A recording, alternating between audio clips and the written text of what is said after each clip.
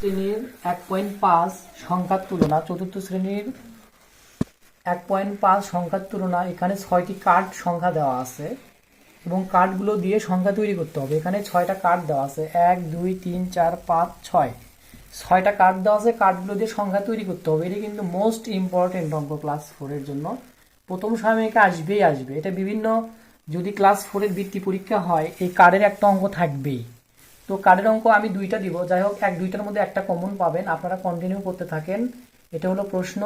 তাহলে ক নাম্বার সমাধানে আমি চলে যাই। কন্টিনিউ করেন। ধরো, ধরতে পারলে করো। দেখো, ধরতে পারলে করো। আপনি ফেস সহ হলে বেশি ভালো হয়, না হলে না।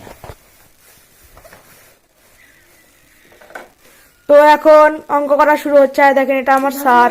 আর দেখেন, তুমি ভয়েস দিও।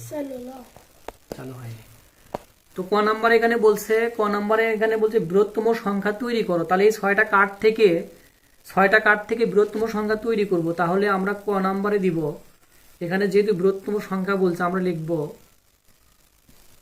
বৃহত্তম সংখ্যা। এটা লিখে কোলন চিহ্ন দেবো। এটা লিখে কোলন চিহ্ন, বৃহত্তম সংখ্যা। তাহলে সবচেয়ে বড় কোনটা? এখানে সবচেয়ে বড় আছে 9। তারপরে কত? 7। সবচেয়ে বড়, বৃহত্তম মানে সবচেয়ে বড়টা আগে আমরা ইন্ডিকেট করবো। সবচেয়ে বড় আমার 9, তাহলে বড় সংখ্যাটা 9। তারপরে 7, তারপর আছে 4, তারপরে 3, তারপরে 1, তারপরে 0। সবচেয়ে বড় থেকে সাজাইছি। এখন খ নম্বরের সমাধান। খ নম্বরে বলছে ক্ষুদ্রতম সংখ্যা তৈরি করো। তাহলে আমরা লিখব ক্ষুদ্রতম সংখ্যা। আমরা লিখব ক্ষুদ্রতম মানে কি? ক্ষুদ্রতম মানে কিন্তু 0 হওয়ার কথা ছিল, কিন্তু 0 তো প্রথমে লেখা যাবে না। 0 প্রথমে না লেখা গেলে আমরা প্রথমে লিখবো 1, তারপর লিখবো 0, তারপরে 3, 4, 7, 9। কিন্তু অনেকে কি করেন, এখানে কমা ব্যবহার করেন। কমা কিন্তু কোনো মতেই দেওয়া যাবে না। কমা দেওয়াই যাবে না। কমা দিলে আপনার অঙ্ক হবে না।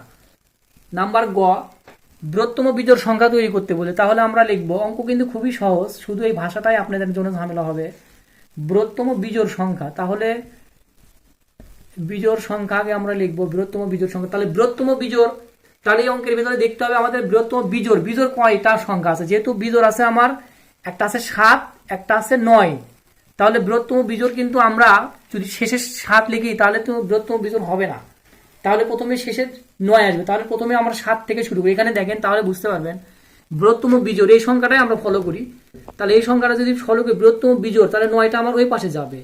তাহলে 9টা ওই পাশে গেলে প্রথমে লিখতে হবে 7, তারপর লিখবো 4, 3, 1, 0, 9। বৃহত্তম বিজোড় চলে আসলো। এখন ঘ নম্বরে বলছে ক্ষুদ্রতম জোড়। তাহলে আমরা লিখব ক্ষুদ্রতম জোড়। ক্ষুদ্রতম জোড় আগে লেখার পরে ক্ষুদ্রতম জোড়। তার মানে ক্ষুদ্রতম জোড় বলতে কিন্তু আমরা এখানে 0 কিন্তু জোড় সংখ্যা হয়, কিন্তু আমরা এটা কিন্তু ক্ষুদ্রতম জোড়ে লিখতে পারবো। ক্ষুদ্রতম সংখ্যা এখানে ফলো করেন। সবচেয়ে ক্ষুদ্রতম হলো 1, তারপরে কত? 0, তারপরে কত? ক্ষুদ্রতম জোড় বলছে, কিন্তু ক্ষুদ্রতম জোড় হতে হবে।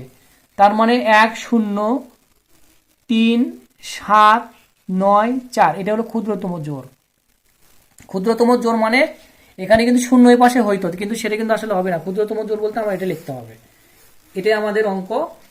যদি বুঝতে পারেন অবশ্যই লাইক, শেয়ার, কমেন্ট করবেন ইনশাআল্লাহ।